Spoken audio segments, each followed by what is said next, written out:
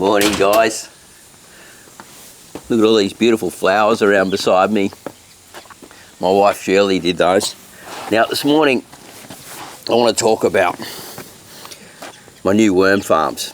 Well, they're not actually new, I've had them for a while, but I've had to move them yet again because of the heat and the problems that are occurring at the moment with worm farming and growing food at the same time.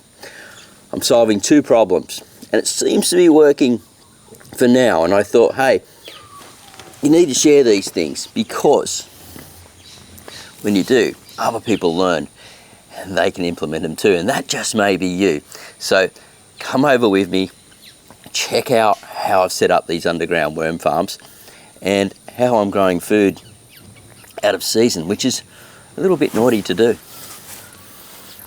So these are my trusty worm farms here. Yep, I got one here and another one here. Two different subpods. I've got like the first subpod that it was ever released, and then a newer version. There's not a lot of difference between the two. I'd say the newer one's better in a few ways.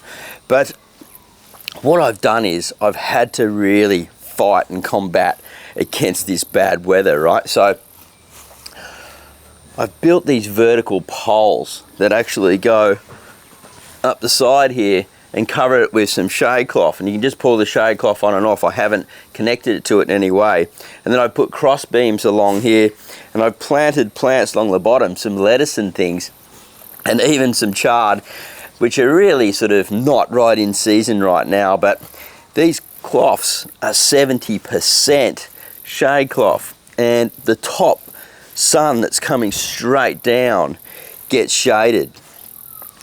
So it shades the worm farms and stops them from heating up. Now, one thing about underground worm farms is the soil around it, once you've got a good compost around it, the soil, it doesn't heat up so much. So it keeps a more stable temperature, which is much better from the worm farm. So the worms don't like it above sort of 24 degrees, which I think is 75 Fahrenheit or something like that.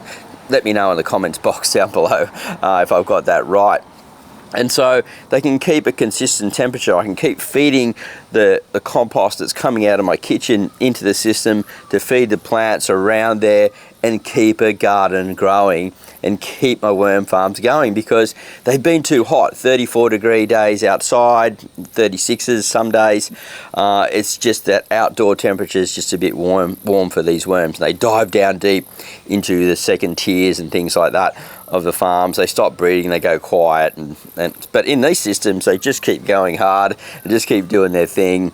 And so I've decided to do that. And also I want to use the vertical space for growing, so once it cools down I'll pull these shade cloths off and grow beans and peas and small vining tomatoes up the side and different things, and use that space around the top. And next season, if all goes well, I won't have these on there. I'll grow earlier some snake beans and the tropical beans and grow them up over the top, and then hopefully cover them that way and use the vertical space just to protect the plants down below and yeah, keep my food growing. Now, as I said, I've been a bit naughty. I'm growing lettuce this time of year down at the bottom because we had those cooler days and I put it in. I thought I'm going to grow some baby leaf food because I want to keep the 30% amount of food on my plate. And it's doing quite well. It's just getting a bit of morning sun, and it handled yesterday that really hardcore heat today, and today it's going to be even hotter, so we'll see how it goes. It's going to be a really good test run for today. So yeah, they're the worm farms there, and I'm going to keep showing you. I've got my tarp. Remember the tarp? Well, I'm putting it to good use, and I want to give you a look at it, guys. It's really, really cool, and I think if you need something like this, it really helps you in the garden. Toughest tarp around. I just wanted to show you that I'm still using it. Oh, man, that sun, I'll tell you what, she's going to be a cooker today. That's why I'm out early filming, having my cup of tea. These tarps.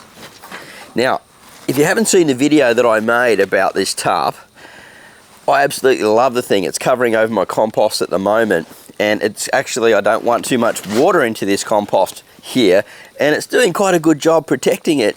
It didn't blow away, and it's holding its color, it's holding its strength, And mate, that tarp, it's a pure workhorse for me in the garden here. So if you haven't seen the video, check it out. I'll leave a link up above or wherever it is there for you. And also, you can use lots of really cool products, and I can get you 10% off. Now, the video's gone a bit dark there.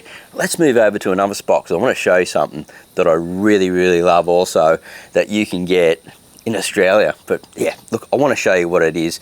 Don't leave just yet.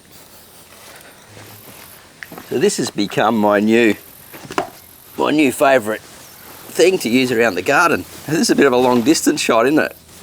I'm back to where I started, right at the beginning of the garden. I'll show you what it is. Now this is from Aussie Gardener. I'll just put the logo there.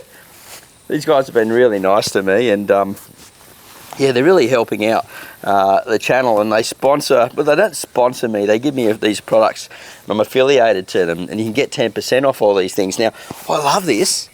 I gave it to my daughter to use the other day when she was doing some weeding for me here, because the weeds are just getting out of control with this crazy weather. And I said, how is it? And she goes, I really like it. And so I thought, you know what, I've got to give it a go myself. So when I'm down, because, you know, like I'm 56 now, and I know some of you watch this are even a bit older than that, or got some knee problems or hip problems and things like that, or you know, you just don't want to have your knees down in the dirt, so you put down pieces of carpet or newspaper or whatever you can to sort of get down, or you squat down and you get up and go, oh, this thing solves this little thing, this little pad, which is, no, it's not. It's not a mini yoga pad, which that's doing yoga. It's a knee pad, man, and yeah, I love this thing. You can get 10% off these at Aussie Gardener with all the other products there if you use my link. And you get to support the channel at the same time and save your knees. So anyway, bit of a plug on this. Love this thing. Come and watch the next video. Still a bit going on here, even in these hot, hard times. And you keep on keeping on. Don't give up yet if you're farming or gardening in Australia, because it's going to come good for you. All right, have a great day. Happy everything, God bless, and we'll see you at the next video real soon. Here comes a flexi hand. Will I use this one? Yeah, I'll use this one. Bye for now.